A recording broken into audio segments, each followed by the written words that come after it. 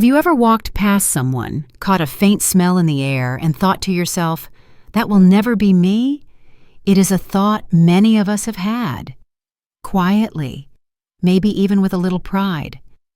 But here's the truth that almost no one tells us, especially as we get older. For many people over the age of 60, that scent we notice in others, it has already started to happen to us. And the most surprising part? It has nothing to do with how often we shower or how clean we think we are. In fact, you might be missing just one small habit, something that takes only seconds a day, that could change how the world experiences you without you even realizing it. Now, this might be a little uncomfortable to hear at first, but I promise it comes from a place of care, dignity, and deep respect. Because once I discovered this for myself, it changed not just how I smell, it changed how I feel, how I carry myself, and how others respond to me. And today, I want to share it with you.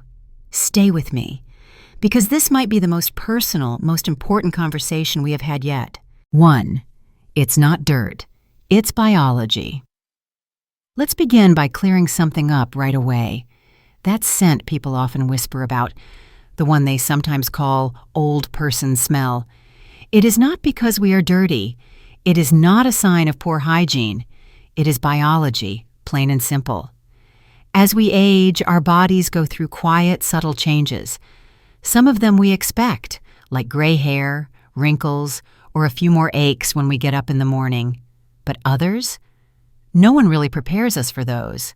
One of the biggest changes happens in our skin. When we were younger, our skin produced more natural oils. Those oils kept us moisturized, helped wash away bacteria, and made it easier for old skin cells to shed on their own. But as time goes on, that process slows down. Instead of falling away, dead skin cells start to build up. They cling to warm, tucked-away areas of the body, places we do not always think to clean carefully. Add in sweat, dust from the environment, and leftover product from lotions or shampoo, and it creates the perfect environment for odor to develop. But here is something almost no one talks about.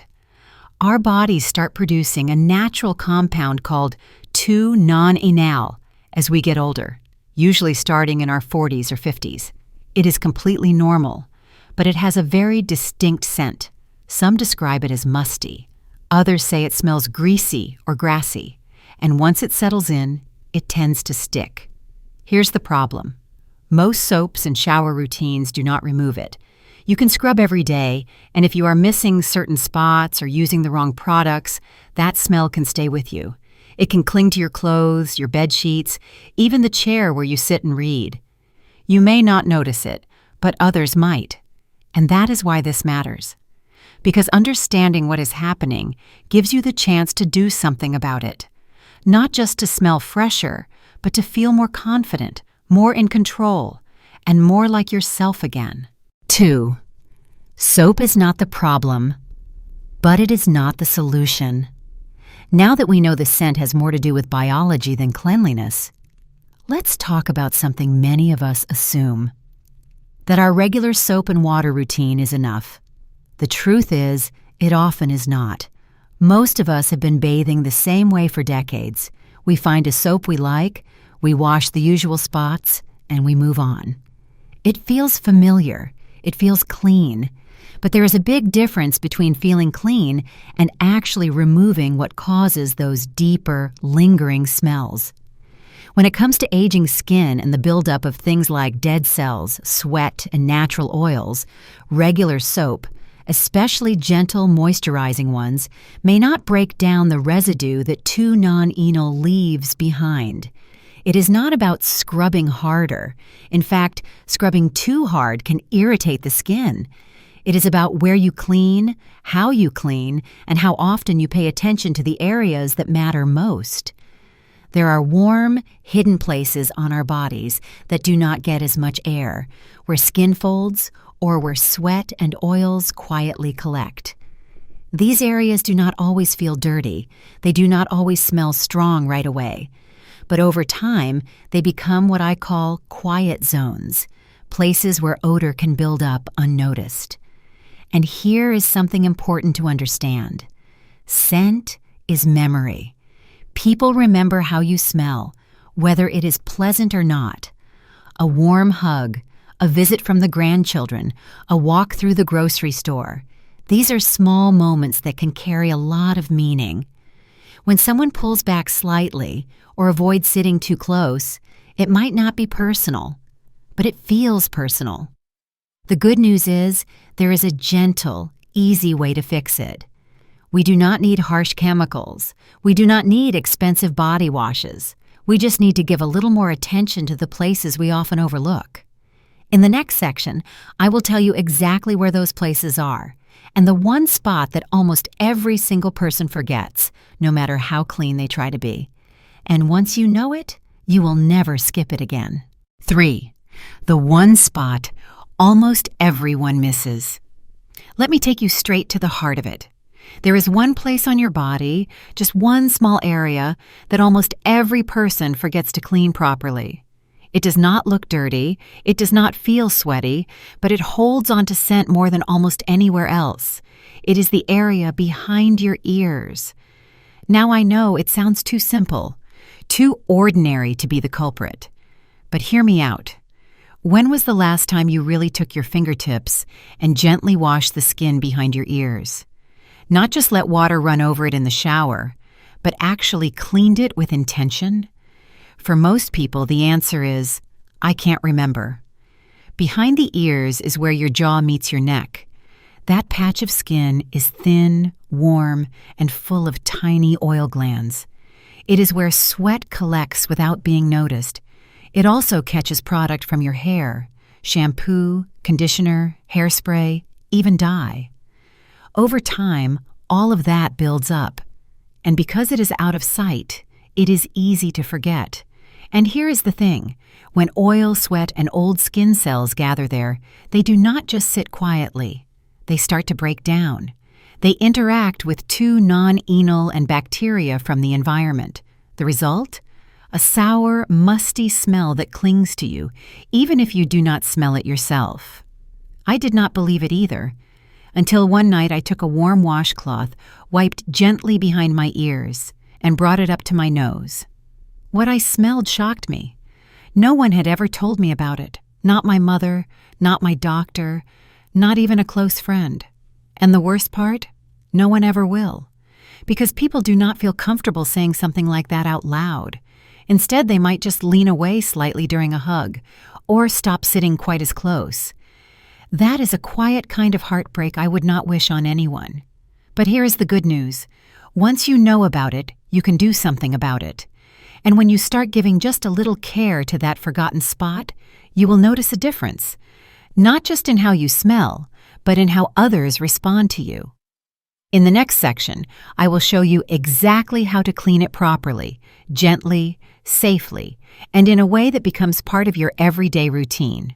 4. How to clean it the right way. Now that you know where the problem hides, let's talk about how to fix it. Gently, safely, and in a way that feels easy enough to do every single day. First, you do not need a harsh scrub or a special product. In fact, using something too strong can irritate the skin behind your ears, which is thinner and more sensitive than you might realize. What you do need is a simple, consistent approach. The next time you take a shower, after you've washed your hair and body, take a moment to pause, reach up behind your ears, and use the tips of your fingers, not your nails, to gently massage that area with a little bit of your regular body wash or facial cleanser. Work in small circles, especially around the crease where your ear meets your neck. Then, and this part is important, rinse thoroughly with warm water. Do not just let water run down your neck.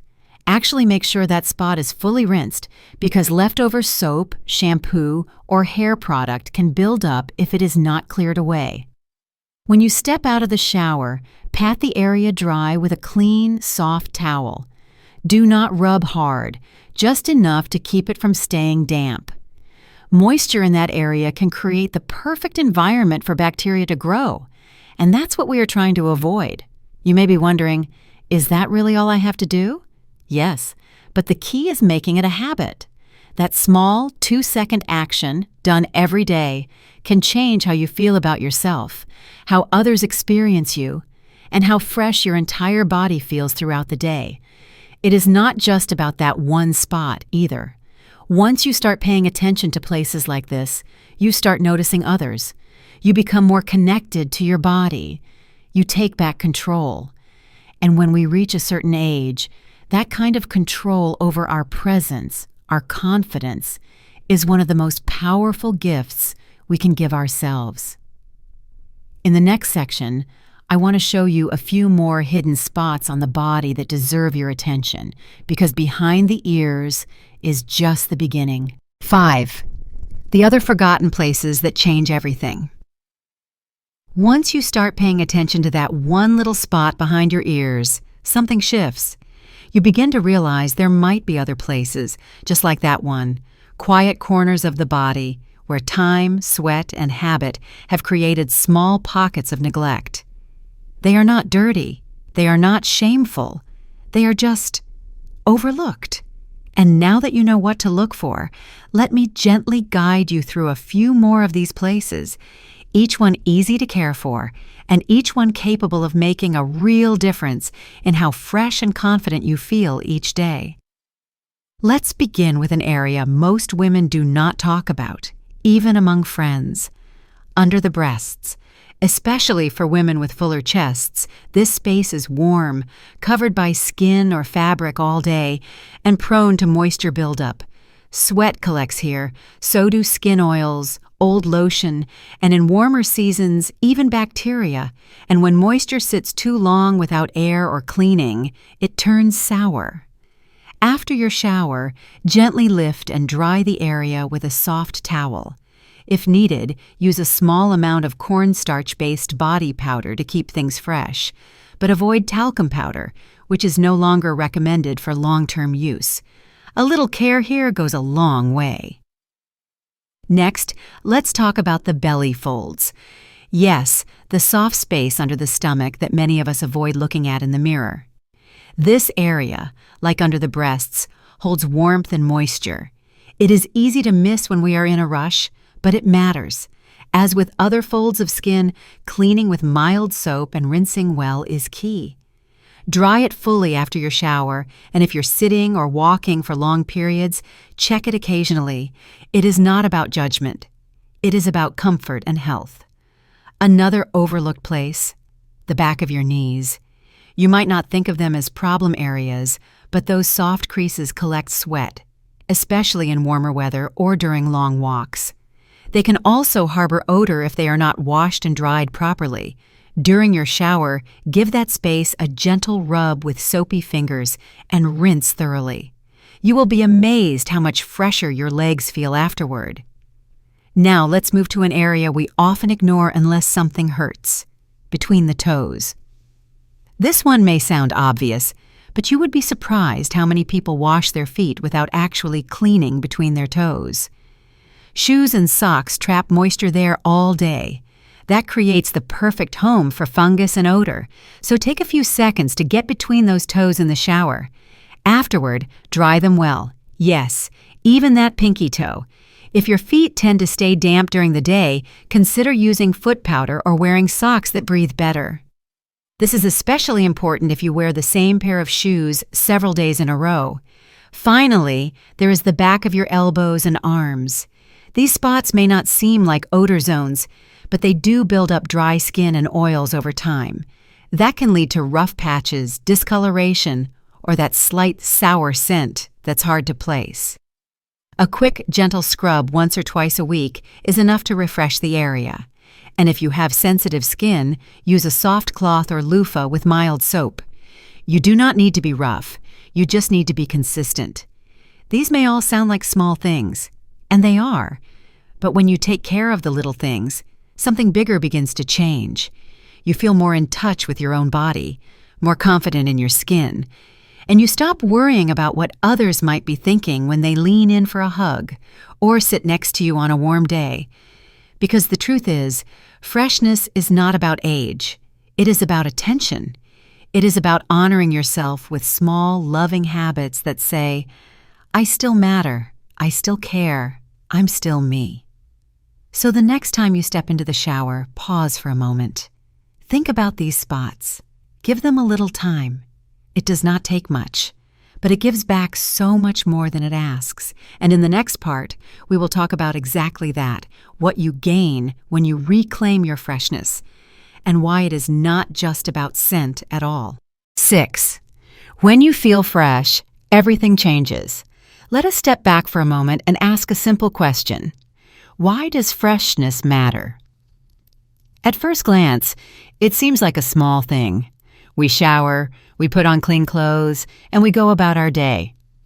But for those of us who have lived through many decades, who have raised families, worked hard, and taken care of others, there comes a time when we realize that caring for ourselves feels different. Sometimes it feels less urgent.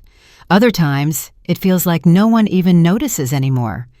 But here is the truth. You notice. Even if no one says a word, you feel it when something is off, when your skin does not feel right, when your body feels heavy, when you catch a faint smell on your pillow or collar and wonder, was that me? Freshness is not just about scent. It is about how we carry ourselves in the world.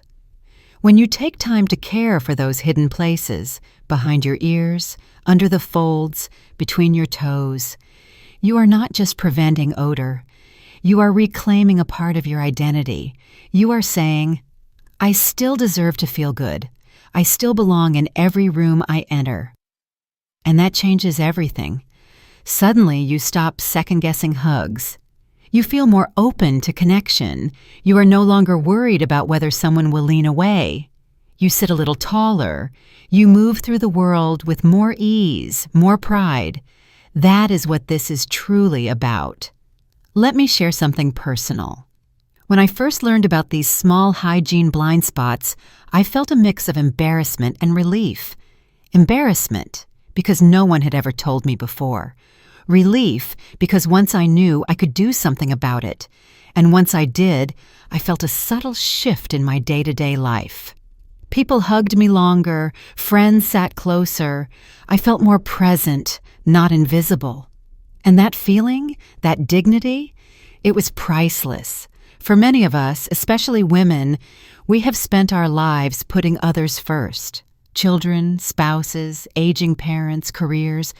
We poured everything into taking care of those around us.